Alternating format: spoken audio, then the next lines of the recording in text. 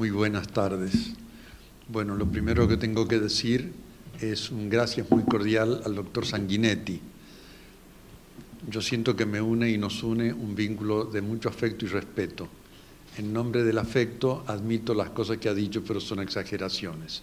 Ojalá pudiéramos tener un poquito de esa paz para poder pensar y ayudarnos a vivir. Es lo que vamos a tratar de hacer en esta reflexión. Y antes de comenzar a hablar, quiero agradecer a los presentes y en particular, no puedo dejar de hacerlo, a los miembros de la Academia acá presentes para compartir esta reflexión. Muchísimas gracias por acompañarnos y ojalá pueda decir algo útil en este momento. Hablar de la pedagogía de la ley es casi un desafío, o es un desafío. Yo sé, porque lo he propuesto a un par de editoriales a este libro para hacerlo en coedición, y en alguna ya me dijeron que la palabra ley era incómoda para el título de un libro, que buscáramos cualquier otra forma de titular el libro, pero no pedagogía de la ley, porque cierto sector de gente, viendo la palabra ley, ya no va a comprar el libro. Está bien, creo que es un buen desafío, pero plantearnos la reflexión sobre una pedagogía de la ley, en este momento creo que es un tema importante. Vamos a tratar de hacerlo en un recorrido que va a tener partes de acercamiento práctico a la realidad y partes de reflexión, yo diría de nivel antropológico y fenomenológico, porque quisiera en este nivel de reflexión aportar algo para este vacío que se ha generado. Vamos a comenzar diciendo que en los últimos años ha aparecido una bibliografía muy interesante y se está acrecentando en estos últimos años. Ya en la Argentina, a finales del siglo pasado, el doctor Carlos Nino, que debe recordar seguramente el doctor Sanguinetti y muchos de los presentes, publicó en MC un libro titulado Un país al margen de la ley, en el cual, con una gran lucidez y una gran proximidad a la realidad, analizaba el problema de lo que él llama la anomia boba, condición que nos hace tanto daño a los argentinos como él lo va detallando a lo largo del libro. Pero últimamente están apareciendo libros, como por ejemplo en España, el de José Antonio Marina, que es un pensador bastante prolífico, libros como este último, La recuperación de la autoridad, ya directamente vinculado con este planteo que ha pasado a ser uno de los planteos subterráneos, implícitos, de la problemática que vivimos hoy. En alguna forma, si se habla de recuperar la autoridad y si se habla de un país al margen de la ley, es porque se nos ha perdido algo que es importante para el funcionamiento social. Y si se nos ha perdido, sería bueno tratar de averiguar en qué meollos de la historia concreta de las últimas décadas se ha perdido esta experiencia de la autoridad. Vamos a hacer un breve recorrido para aportar algunos elementos nada más. No pretendo de ninguna manera ser exhaustivo con esta reflexión. Pero vamos a comenzar diciendo que síntomas de la pérdida de la autoridad son, entre otros, la indisciplina social y la inseguridad. No voy a detallar un tema que es tan propio de la experiencia de estos días. Con mencionarlo creo que es suficiente, nos ayuda el haberlo dicho. La corrupción, esa burla permanente de la ley a la cual los argentinos en particular estamos tan adheridos. La desconfianza de los vínculos estables. Esto también es una forma de pérdida del respeto por la autoridad que los principios y los valores pueden tener para orientar nuestra vida.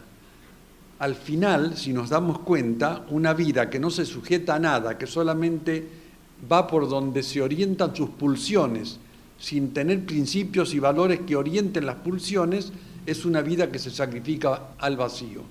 Yo recuerdo la experiencia en el consultorio de una mujer que a los 40 años me decía: lamento haber vivido inútilmente mis 40 años creyendo que la rebeldía era simplemente el sentido para vivir.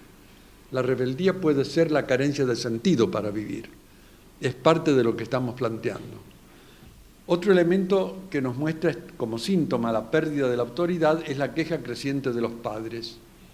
La vez pasada llega una mamá, se sienta, yo atiendo cara a cara en el consultorio, y me dice con una sencillez total que se traslucía en las lágrimas: ¿por qué nos han cambiado el mundo?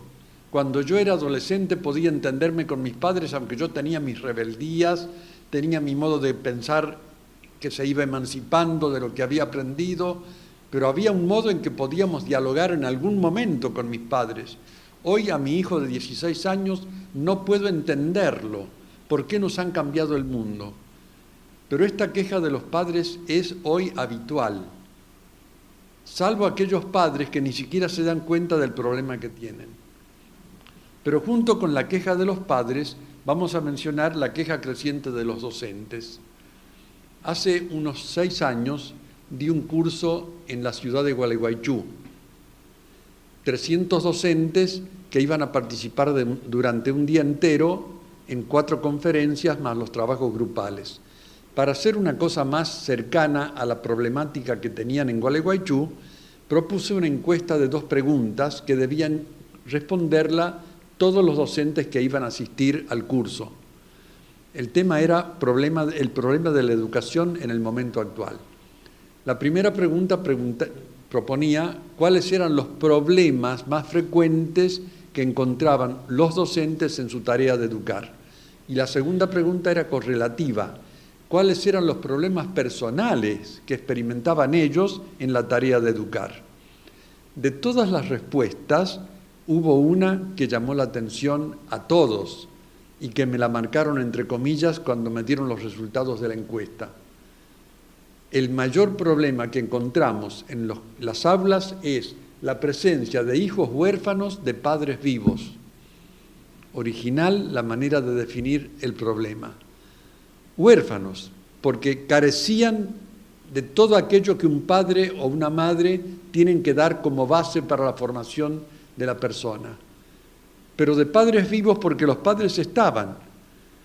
Y si hay algo que he notado y que he compartido en varios espacios de conferencias, es esta observación. Hoy en día, los que más recibo de esta problemática de la ausencia de respeto por la autoridad son los docentes. ¿Por qué? Y porque seguramente en los colegios, donde se agrupan 300, 400 o 2.000 alumnos, la cantidad de chicos genera un clima mucho más fuerte de esto que es la ausencia de autoridad, respeto por la autoridad. Los docentes han captado antes que los padres el problema que estamos viviendo de vaciamiento de autoridad. Pero vale mencionar a los 2 ambientes, la queja de los padres y la queja de los docentes. Es conocido, no lo vamos a repetir ahora, pero el hecho de que los padres vayan al colegio a acusar al docente porque tomó una medida con respecto de su hijo, hoy es noticia de casi todos los días en los medios. Es un problema que indica que algo ha pasado con la autoridad. Y bueno, el último, el tema de los medios de comunicación, que no voy a decir nada más que el título y con eso basta. ¿Por qué y cómo ha pasado este fenómeno de la desvirtuación del principio de autoridad? Vamos a tratar de aportar algunas reflexiones que, repito, no pretenden agotar el tema. Vamos a decir primero de que del sentido de dependencia se ha pasado al sentido de autonomía absoluta. El hombre que todavía vivía en alguna medida bajo la sensación o experiencia de que dependía de los ritmos de la naturaleza, era un hombre que tenía propensión a la obediencia, porque los ciclos de la naturaleza se repetían y él se acomodaba a los ritmos de los ciclos de la naturaleza. La tecnología, la ciencia, la técnica y la tecnología han deshecho la dependencia del hombre a los ciclos de la naturaleza. Y eso ha generado una conciencia de que ya no se va a depender necesariamente de nada llamado naturaleza. Todo es ahora una construcción social. No entro a discutir esto, simplemente lo presento para pensarlo. Si todo depende de la construcción social, hay un momento en que la construcción social pasa a ser lo que yo pienso y decido. Y si pasa a ser lo que yo pienso y decido, pasa a ser lo que yo siento. y de obrar de acuerdo a un principio convalidado por la experiencia de la comunidad, a terminar obrando bajo el principio de lo que yo siento como pulsión, hay una distancia grande. Hoy en día esto está vinculado con el imperio del deseo, en cuyo imperio hemos confundido dos dimensiones que son esencialmente diferentes, aunque tengan algún punto de contacto. Hemos confundido espontaneidad con autenticidad. Y en nombre de la espontaneidad, convertida en autenticidad, hemos desvirtuado el sentido de la autoridad como uno de los factores yo considero fundamentales. La espontaneidad es común con los animales, porque es obrar de acuerdo simplemente al instinto, en el caso del hombre, a la pulsión sin regulación racional. La espontaneidad es eso, nada más, la tenemos en común con los animales. La autenticidad, que se ha confundido con espontaneidad, y se dice, y uno lo escucha por los medios en forma habitual, yo soy auténtico, lo digo en chiste. Yo reconozco que los psicoterapeutas a veces, en alguna medida, vivimos de este principio. Llega la pareja y dicen, yo soy auténtica o yo soy auténtico, yo digo y hago todo lo que siento, como lo siento y cuando lo siento. Y bueno, y ahí viene el conflicto, porque no hay forma de integrar conductas que se rigen por este principio. Una cosa es la espontaneidad y otra cosa esencialmente distinta, aunque tenga algo de parecido, pero no es idéntico, repito, es la autenticidad. Ser auténtico es obrar de acuerdo a una condición o naturaleza, respeto a los puntos de vista, condición o naturaleza que marca un modo necesario de obrar. La autenticidad en el ser humano pasa por la capacidad racional de integrar las conductas de un modo que respete los valores que son esenciales para la vida propiamente humana. La espontaneidad es la que tenemos en común con los animales. No voy a dar ejemplos, estamos ante un público que no necesita ejemplos de esto. Pero este tema es uno de los temas centrales en el planteo de la pérdida de la autoridad. Yo soy auténtico cuando obro espontáneamente y entonces acabo con el sentido del respeto por la autoridad.